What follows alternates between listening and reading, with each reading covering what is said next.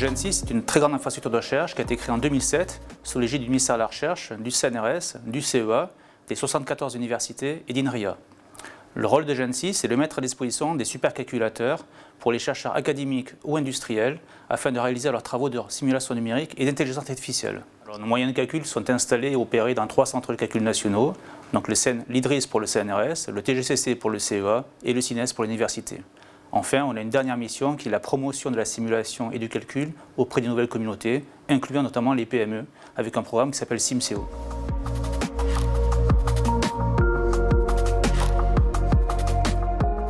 Le projet AI for Humanity, qui a été lancé par le président de la République le 29 mars 2018, il porte en fait toute la stratégie nationale en IA. Il s'articule autour de 3 axes. Le premier axe, autour des talents, développer l'écosystème de l'IA en France, créer de nouveaux talents, mettre en place des instituts de convergence, favoriser le déplacement entre le monde de la recherche et le monde de l'industrie et implémenter, on y viendra plus tard, une infrastructure pour les chercheurs en IA. Le deuxième volet, il est autour de l'ouverture des données.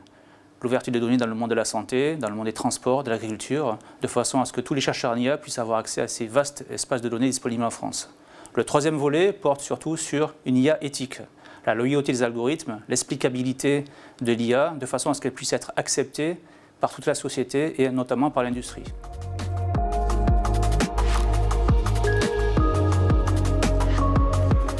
Donc, suite à l'annonce qui a été faite par le président, le ministère de la Recherche nous a demandé de trouver une solution pour aider le monde de l'IA et apporter des moyens de calcul.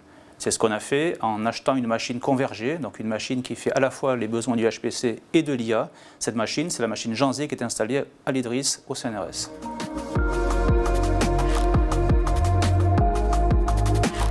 Ce sont à la fois ceux qu'on avait autrefois dans le monde du HPC, donc les gens qui font de la modélisation du climat, qui vont prédire à haute résolution l'évolution du climat, qui vont développer des nouvelles modèles de combustion, qui vont développer pourquoi pas des nouveaux matériaux ou qui vont travailler à la médecine personnalisée, mais aussi maintenant les communautés de l'IA, les gens qui veulent passer à l'échelle leurs modèles de réseaux neuronaux, les gens qui veulent à la fois travailler dans le monde de la simulation et dans le monde de l'IA, parce qu'on voit qu'il y a une grande convergence dans les usages de ces deux communautés.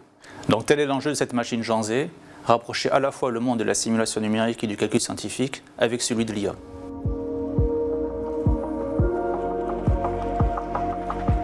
Il faut savoir que toutes les procédures que GENSI mène sont soumises à des appels d'offres ouverts et compétitifs.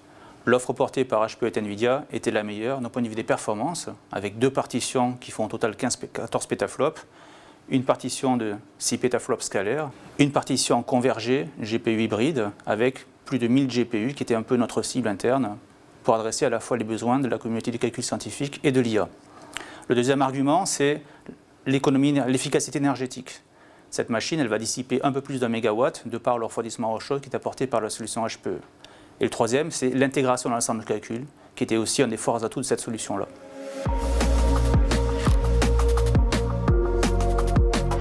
En fait, il y en a 3, du court terme au long terme.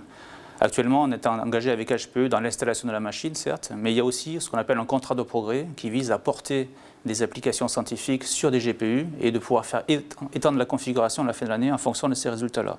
Donc à la fois HPE et NVIDIA sont très engagés pour que de nouvelles applications viennent tourner sur ce type de GPU. Le moyen terme, c'est une extension des capacités de la machine à horizon 2020. Et le long terme pour nous, c'est l'exascale.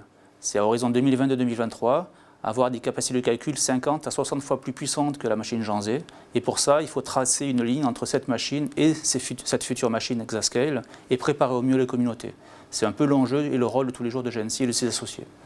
Alors dans ces prochaines étapes, on espère que HPE et NVIDIA continueront à nous accompagner comme ils le font dans le cadre du contrat de progrès. Et c'est un enjeu majeur à la fois de compétitivité pour la France, mais aussi pour l'Europe. Parce que ce que j'oublie de dire quand même, c'est que ces machines, elles vont se positionner dans un framework assez important qui s'appelle EuroHPC, qui vise à doter l'Europe de capacités exascale comparables à celles qu'auront les États-Unis, la Chine ou le Japon.